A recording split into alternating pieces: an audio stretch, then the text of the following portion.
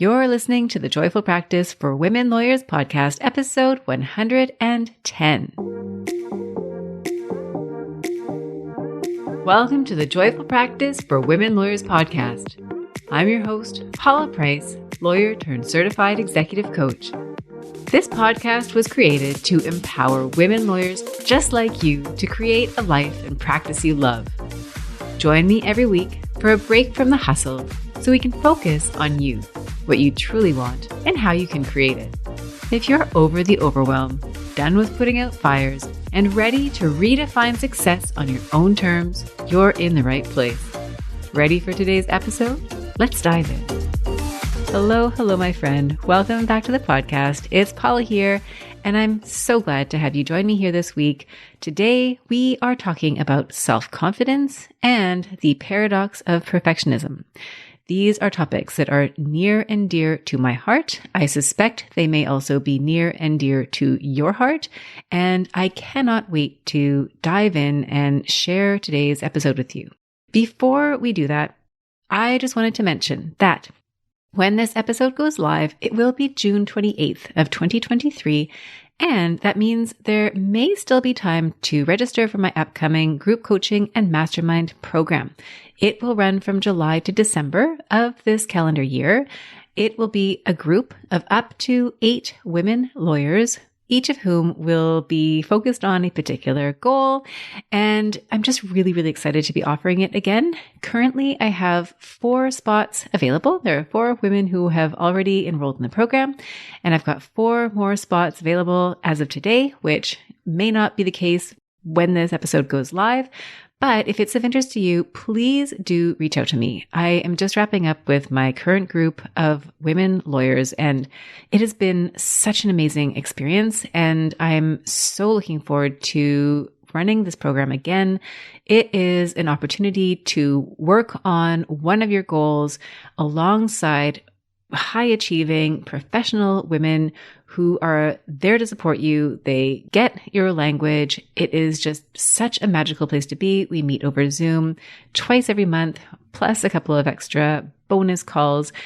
I have a call one-to-one with each of you, one at the beginning, one closer to the end, so that you have a space where you can talk about your goal in a more private context. If there's anything that you don't feel comfortable sharing with the group, calls are recorded. So if you can't make it live, there's the opportunity to watch the recordings. It's all hosted on a course platform.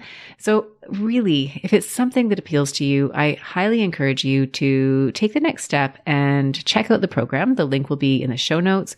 And if you have questions, by all means, please feel free to reach out. I've already had a woman lawyer reach out and ask about January, so January 2024. And it's my current intention to run the program again in January. So whether it's July or January, if this is something that appeals to you, I highly encourage you to think about it. It truly is unique and wonderful. And if it resonates with you, chances are you would be an excellent fit, and I would love to hear from you. So with that, my dear friend, let's jump into today's topic, which is all about perfectionism, the paradox of perfectionism, and also the relationship between your self-confidence and perfectionism. The reason I wanted to talk about perfectionism today is because I was recently listening to a woman talk about her experience in the dance world and all the pressures that she felt in that container. Now, she was talking about body image in the context of someone who practiced ballet for many years. And the way that she was describing it really struck a chord for me, not because I was ever a ballerina, but because I can so very much relate to being in an environment where the situation itself really exacerbated the feelings that I was having, where perfectionism may have been at play and where that feeling of wanting to measure up was certainly at play. So the way that she described it, she talked about how she was a competitive dancer all throughout her childhood, starting at a very young age. And within the community that she was in, perfection was the standard. And within that community, there was basically a unicorn type of person, right? This was ballet. And so there was a certain body type that was expected and a certain way of moving that was held out to be the perfect model. And in that culture, perfection was really revered and perpetuated as a standard that everybody should aspire to. So the woman speaking and the other dancers were in a state of constantly striving for perfection. They were fueled by unrealistic expectations. Often criticism was used as a motivator, and what she was describing was this feeling like her body was betraying her because she wasn't aligned, or she didn't quite fit this stereotypical mold of what a dancer should be. Her hips were too wide, her legs were too short, she was too tall, whatever it happened to be for her. And so there was this idea that even physically, characteristics that cannot be changed were holding her back from that standard of perfection. And as a result, she never really felt good enough. She was always focused on what wasn't working. The goalposts kept on shifting. So every time she'd reach a certain milestone, the milestone would shift forward. And once again, she'd be in that position of striving and not being good enough. Any success that she had felt short-lived. And what happened over time was this erosion of self-trust and being able to really rely on herself for her own internal sense of satisfaction, her own sense of being enough. And it really undermined her self-confidence. And as she was talking about this, and I gather and I understand this is in a context that is different from a legal practice, I saw similarities. And the biggest similarity that I saw was the idea that in a dance world, what you are looking at is a physical way of being. It's a dance, it's a body, one that you can see. But when you take that same idea and you transplant it into a legal framework, a legal practice, law school, articling, the steps that lead you to a legal profession, there is also a container. And in that container, there are also standards of perfection, these notions and expectations that are beyond what is necessarily possible and practical. The difference being that you're not being judged based on your body, but what you are being judged on is your mind. And so you're surrounded in a community where the level of performance is like the athletic or the Olympic level performance for the work that you do, the professional work that you do. And what you may have experienced, I know I certainly experienced, is that there's this almost unicorn-like prototype that we are all aspiring to be like. I remember in law school, the prototype was the student who had the top grades, who rarely was ever seen studying, right? It was as though this skill, this innate talent for law was something that didn't need to be worked at, that it was natural, and anybody else who didn't have that capability must fall short. They weren't as good. And you might see that in the environment that you're in now. It moves from law school into practice, and you might look around and you might see the lawyers who are the highest billers, the ones who seem to get it right the first time, the lawyers who are just excelling on all levels. And those are the lawyers who become the standard that we all measure ourselves against. And so you might find that there's this culture that reveres and perpetuates a certain standard of perfection, and anything less than that isn't quite good enough. And sometimes there can even be quite a bit of criticism that is meted out against those who aren't meeting a certain standard of perfection. And so you may feel like you are constantly striving. You may feel like you are fueled by unrealistic expectations in terms of the volume of work that you're expecting yourself to produce, the quality of work that you're expecting yourself to produce, and the speed at which you're doing all of it. And you may find that you use criticism as a motivator, that you have a very strong negative self-talk that is perpetuating you to continue working, that is propelling you to move forward. And you may also feel, just like the dancer felt like her body had betrayed her by not quite living up to the standard of perfection that was revered within her community. You may find that it's your mind, it's your brain that is betraying you because maybe it takes you longer to do your work. It might be that you don't necessarily grasp the really complicated concepts the first time. You need to spend a bit of time sitting in it. You may find that you are not drawn into the substance of your work with the same speed as other lawyers that you're working with. You may find that the first draft that you write is really awkward and you don't like that. And what it may turn out to be for you is that feeling of never quite feeling good enough.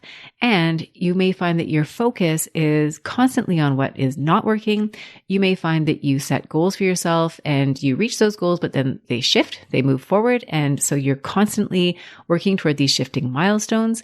Any success that you have may feel short-lived. So if this is something that you can relate to, then I'm so glad you're here, because what I want to do today is to take you through some ideas and suggestions for how to overcome that perfectionism that isn't necessarily inspiring you to do your best work. It's that perfectionism that is actually running counter. It's the perfectionism that is holding you back, making you play small, and really sapping the joy from the work that you're doing.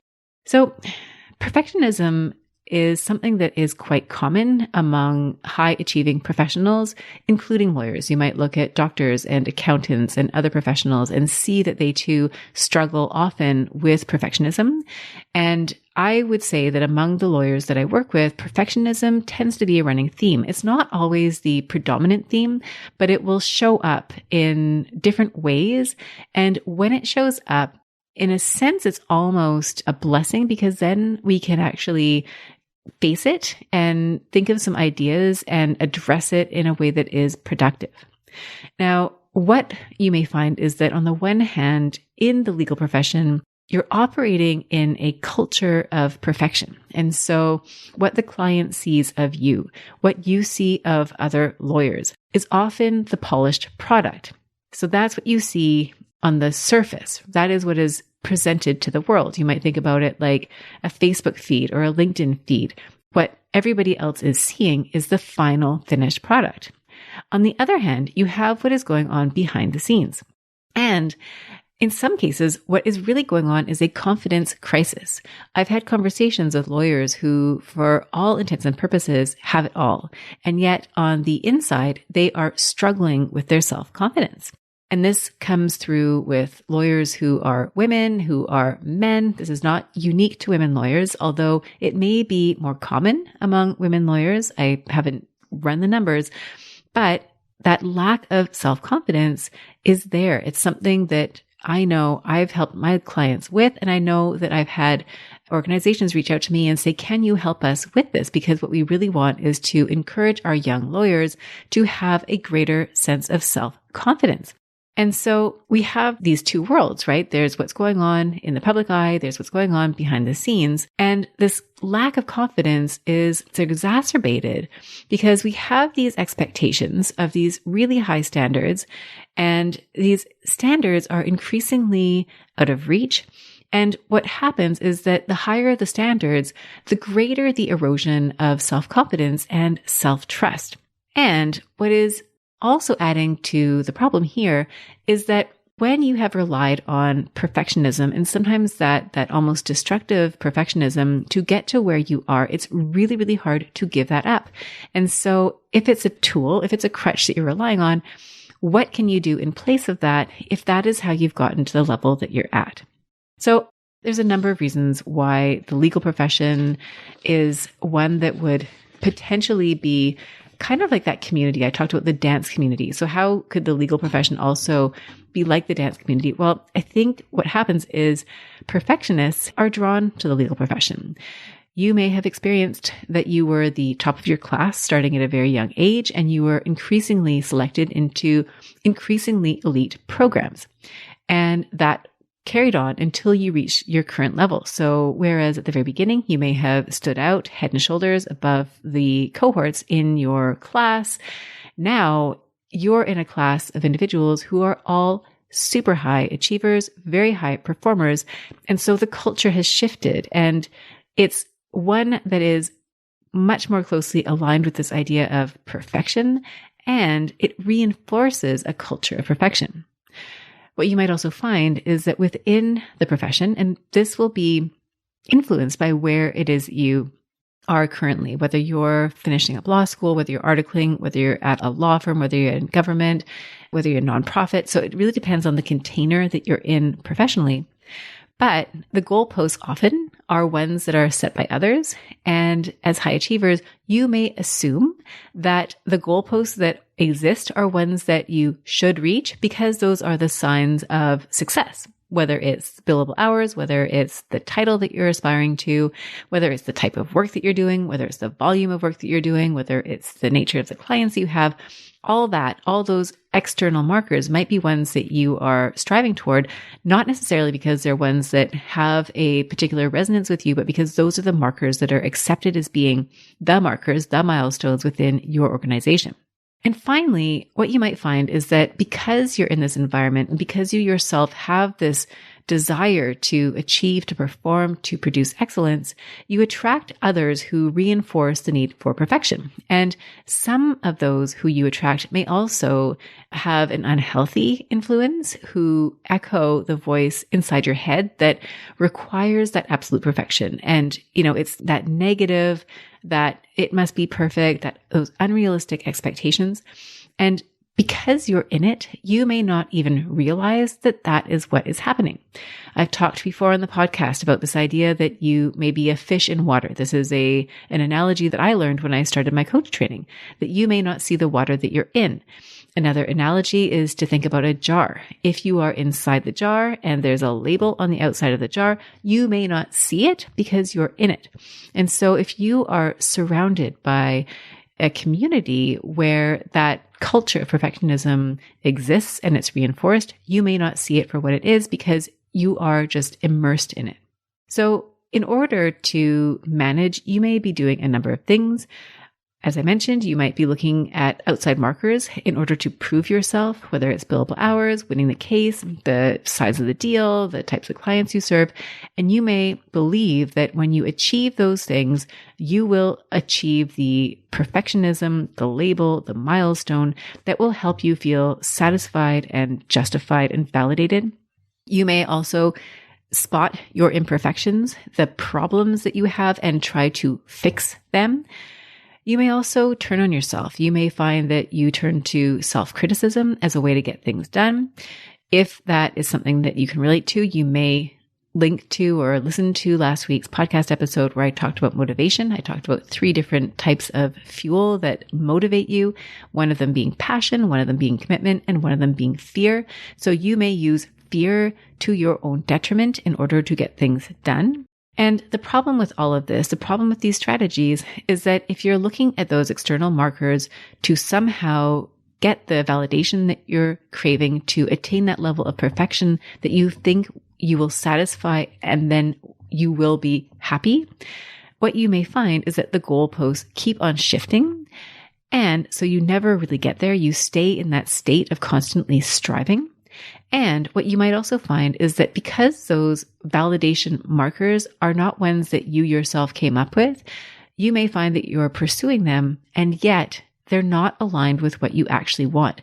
And the more effort that you exert in pursuance of something that doesn't truly resonate with you, the more disconnected you can become from your work. And I see this sometimes when I talk to lawyers who are several years into their professional life where they've achieved a number of the markers that they thought were going to make them feel satisfied. And they realize that there's a big gap between where they are and what they want.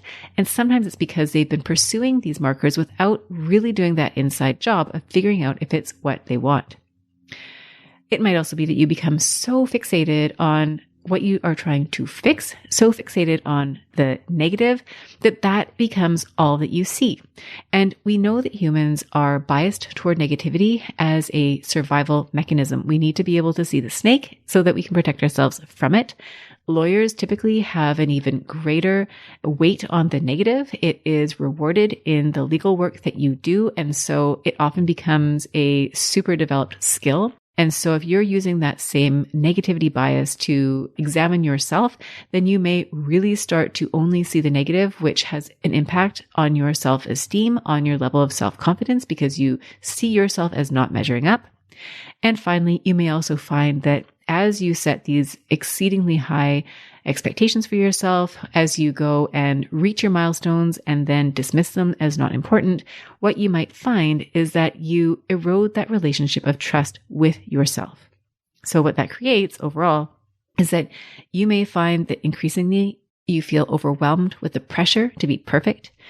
You may find that you're so concerned about making mistakes that you avoid taking on risks and challenges.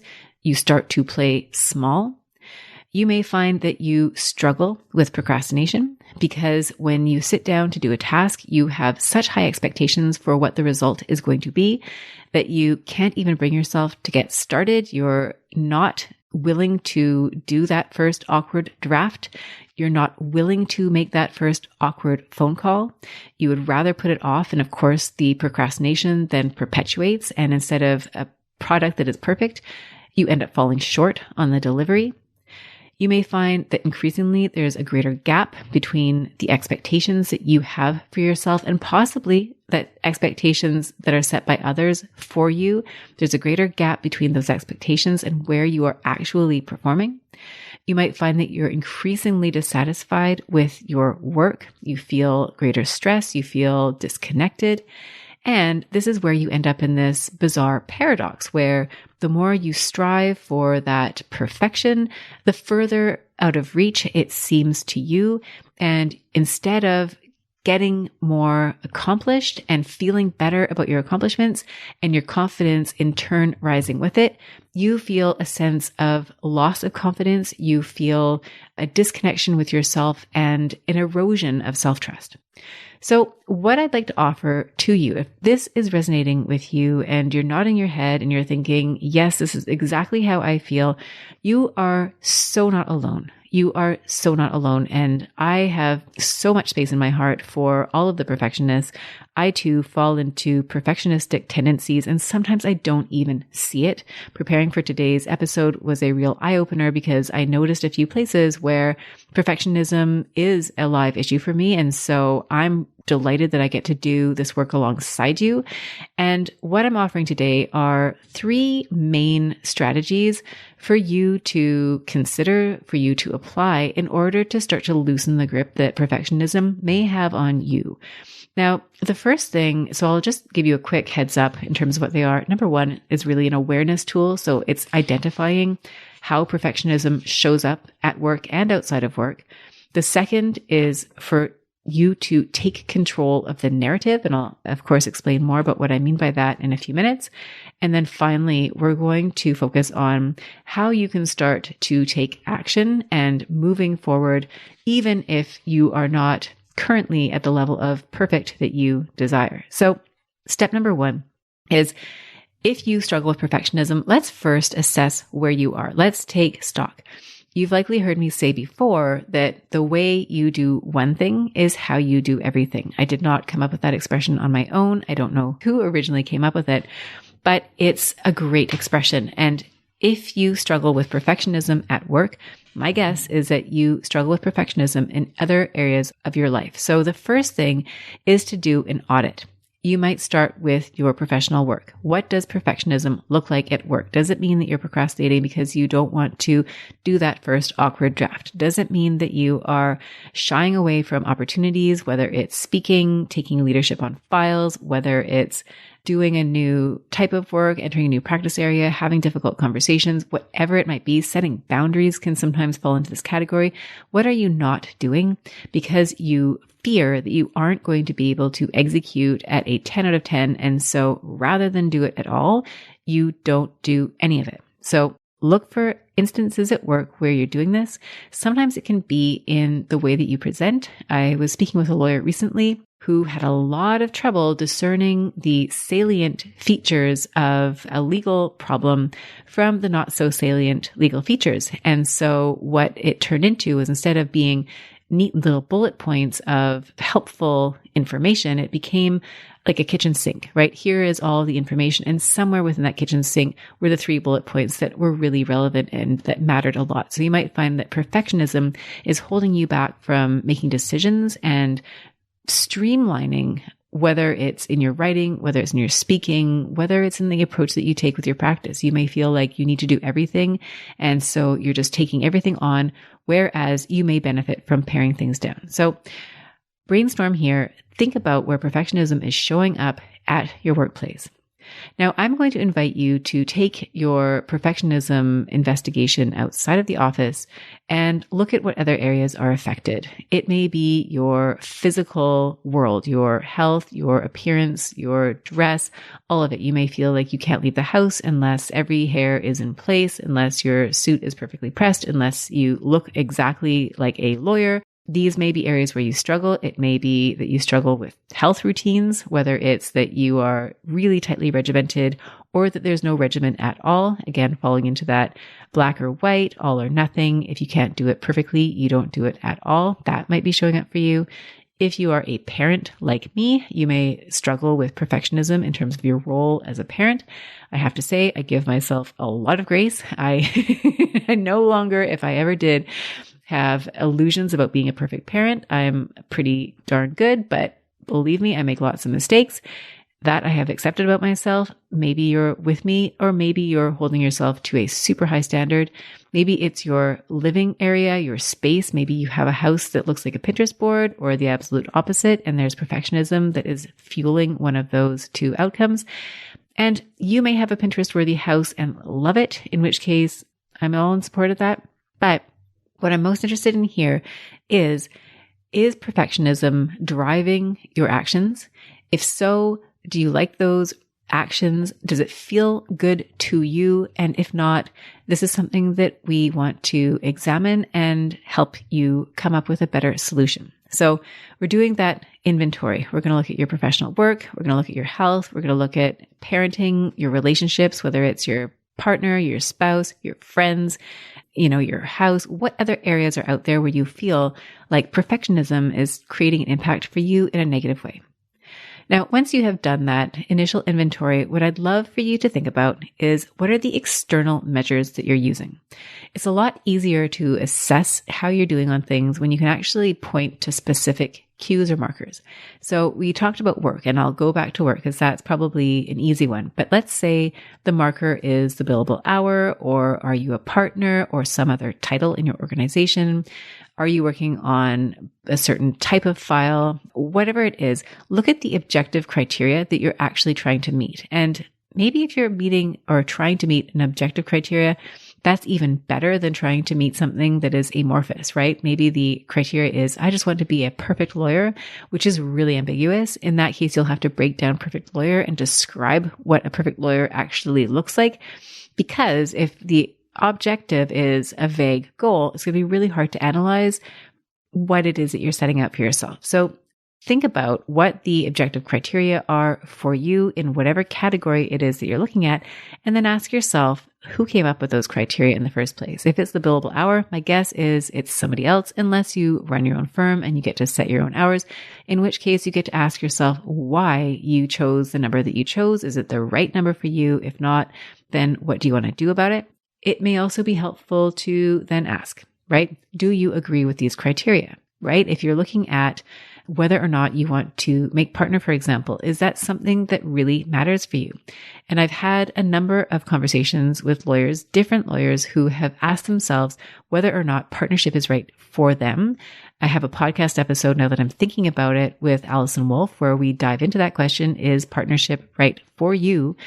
Because you may have that as a milestone on what you see as your professional evolution, but you may not have asked yourself whether or not it's truly something that you actually want.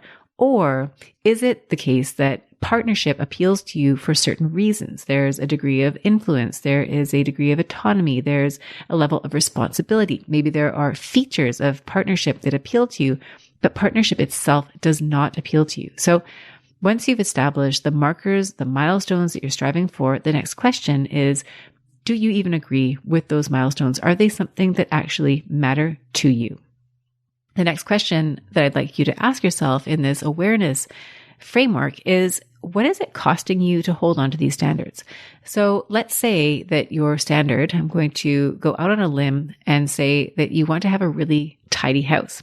If you've listened to my podcast, then you know that that is something that I'm currently working on. And I did, to my credit, do a lot of decluttering the other weekend. It's much, much better. Thank you. In case you're wondering.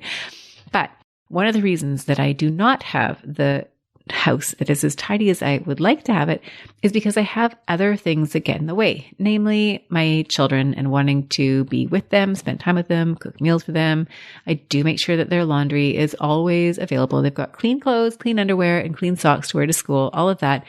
It's a matter of priorities. And so what I would ask you to consider is, are you spending an inordinate amount of time or it's not really the word that I'm looking for. It's more of an uneven or an unwarranted amount of time in one particular space relative to other goals that you have. And I hope I'm communicating this well. I don't feel like I have exactly the right word that I want to have. I'm sure it'll come to me after I finish recording the episode. The idea here is maybe proportionate is the right word, is the level of time, effort, and energy that you're expending on a particular goal proportionate to the value that it holds within your overall life picture. So in my case, I'm okay with the messy house because it means I free up my time to do other things, assuming in the first place that it's even my responsibility, which would be a very interesting question. I'm not so sure it is. But if you look at the benchmarks that you have, are you spending a proportionate amount of time on them? So going back to what is it costing you to hold on to these standards? Are you satisfied with the trade-offs that you're making? And then the last question, when you're thinking about awareness, when you're looking at, we've identified the areas in your life where perfectionism has surfaced, you're looking at the measures that you're using and whether or not those measures even matter to you. You're looking at the cost to you of investing your time and energy in pursuing particular goals, particular milestones. And then the last question here is, which of these would have the greatest impact on your overall well-being and confidence? If you were to let go of some of the perfectionistic standards that you're holding for yourself, which of those would have the greatest impact? So moving on to step 2, I mentioned before, it is taking control of the narrative. So if we're looking at ourselves and you're looking at yourself and you're thinking, okay, I've identified here a number of places where perfectionism is really getting in the way of what I want. How do I take control of the narrative? The first thing I'd invite you to think about is to distinguish perfectionism and excellence. And I'm going to give you my definition of excellence and my definition of perfectionism, and then I would like you to come up with your own. So when I think of excellence, I think of excellence as being a quality that is unique to the individual. Your version of excellence is different from everybody else's version of excellence. Excellence is a skill that you practice. It is something that you develop over the course of time. This is not a short-lived, one and done, overnight success type of commitment. Excellence is who you are. And it is aligned with your skills. It is aligned with your strengths, and it's aligned with your interests. So when you can find your own version of excellence, that is where you will truly shine. And an example that I like to use when it comes to defining excellence is to think of performers. And I'm going to use the example of Michael Jackson and Pavarotti. I think it's Luciano Pavarotti. Both are singers, and yet they are so different from each other. I think many people would agree that they are each excellent, and yet the way that they express and embody excellent is so different from each other. So you, as a lawyer, as a professional, as a friend, partner, mother, whatever role you happen to be playing at any given moment, your version of excellent is going to be different and unique from everybody else's. Now, perfectionism or perfection, when I think of the definition, particularly in the context of perfectionism, what I see is more of an unhealthy fantasy. I see perfectionism as striving toward this standard that is perhaps inhuman. It is perhaps based on somebody else's version of excellence. It is something that may be unforgiving of mistakes and intolerant of nuance or deviation. So it's this idea that there is such thing as a perfect 10 and it looks a certain way, and anything that does not fall within those parameters is somehow not perfect. And I would invite you to think about the difference for those two things between excellence and perfectionism. What does each word mean to you? And when you have excellence as your benchmark, what does that look like in your practice? Now, if you are wrapped up in perfectionism and you're moving toward excellence, another way that you can shift the narrative is to become really conscious of how it is that you are speaking to yourself. And there are a couple of thinking traps that are almost the hallmarks of perfectionism: should statements and all or nothing thinking. So if you find that you are often using words like, I should have done that faster, I should have known the answer, I should be doing better, I should have more billable hours, I should, chances are there is something there that is fueling the should, and it's usually a fairly self-critical energy that is driving that. And so I would ask you to pay attention to when you say the word should and ask yourself what's going on there, because that can really undermine your sense of confidence and it can put you on the defensive almost with yourself. You may notice this with others too. If somebody tells you, well, you should do X, Y, Z, sometimes it can really get your back up. I know as a coach, I am trained not to tell people what to do. It's not part of the coaching process. The coaching process is an invitation for others to consider what will best align with what they want, how to achieve your goals in a way that aligns with you. So I am very unlikely to tell you that you should do anything.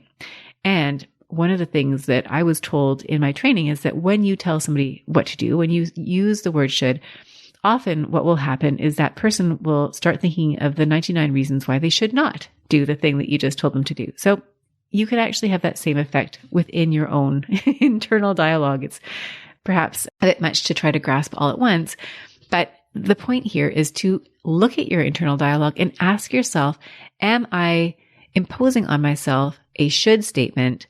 And really, should I be doing that thing? Should I be moving faster? Should I already know the answer? And my guess is that if you really ask yourself the question, that no, actually, you should not. So that's the first thing I'd invite you to look for. The other, of course, is all or nothing thinking. And if you fall into that perfectionistic thinking trap, then chances are, if it's a 10 out of 10, you've done your job, everything is great. If it's a 9.5, well, something is missing. Why did you even bother showing up, right? That's kind of the internal narrative that can happen when we're really, really wrapped up in perfectionism. And so I'd invite you to notice where you are missing out on opportunities because you've adopted an all or nothing approach. So an example that I used recently in relation to communicating or asking for help on a project is because you feel like you've run out of time. It's too late to ask for help. There's an example of all or nothing thinking. You can always ask for help. There is no line in the sand where you can no longer ask for help. You may also hesitate from taking on a project you've never done before because you feel like you wouldn't be able to do it 100% perfectly. I would invite you to do it anyways. You might be mid-project and you've received some negative feedback and it's not going the way that you want, and you may feel like you want to give up on that because it's not perfect. I'd invite you to just take the project starting from where you are and move forward as positively as you can.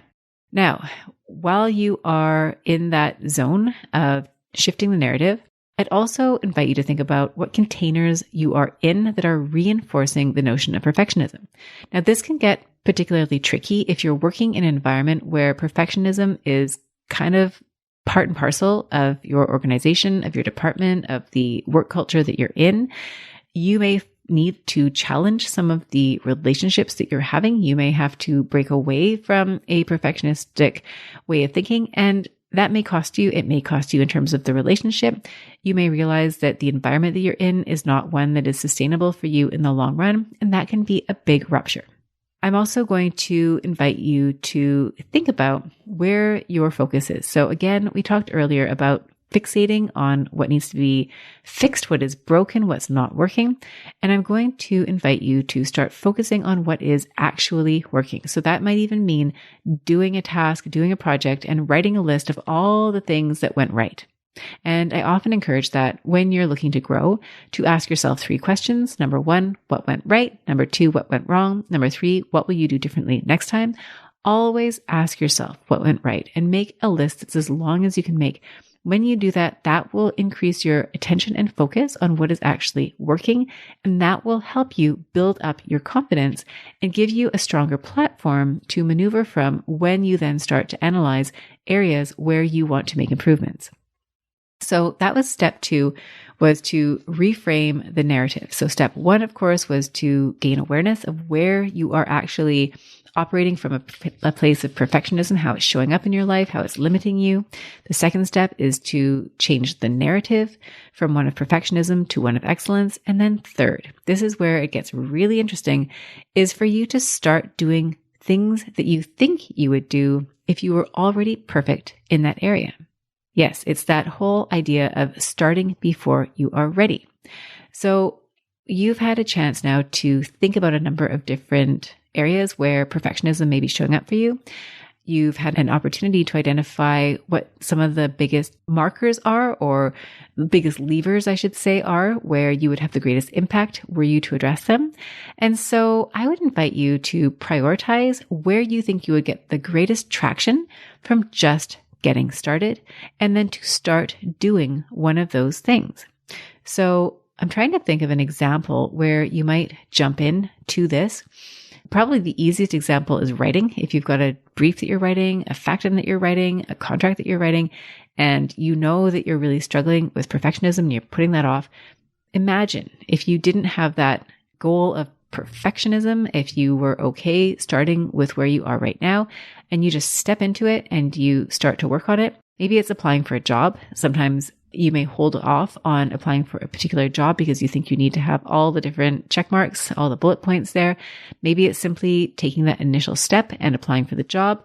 Maybe it's reaching out for an informational interview. So ask yourself where it is that you would act if you believed you were already perfect, and just start moving.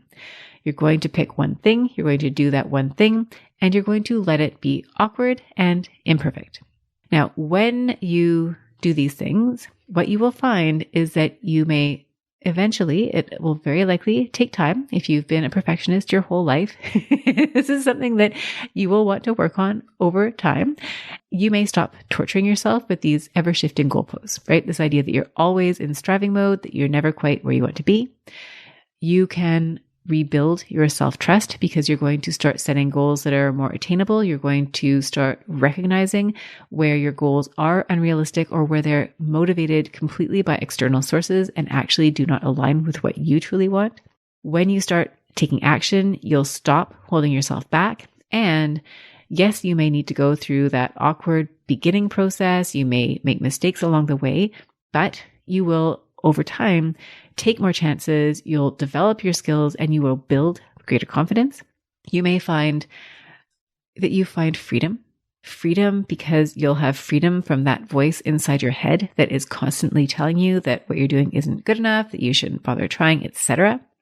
And to do this, you'll need a number of skills, most of which is patience. So as I mentioned, if you are a seasoned perfectionist and this is something that you've been mastering, you're a perfectionist at perfectionism, then it's going to take some time to shift the way that you're thinking, to loosen the grip of perfectionism. So be patient with yourself and be kind. If you take anything away from today's podcast episode, let it be this. Be kind to yourself. When in doubt, what is the kindest thing that you can say to yourself? What is the kindest thing you can do for yourself?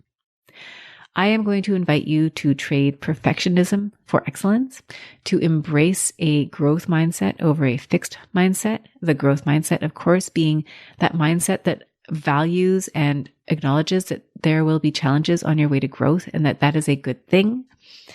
I am going to invite you to approach problems with curiosity instead of judgment. If you find that when you have a challenge or when you have a mistake, your knee-jerk reaction is to judge yourself, I'm going to invite you to instead come at the question from a place of curiosity and self-compassion.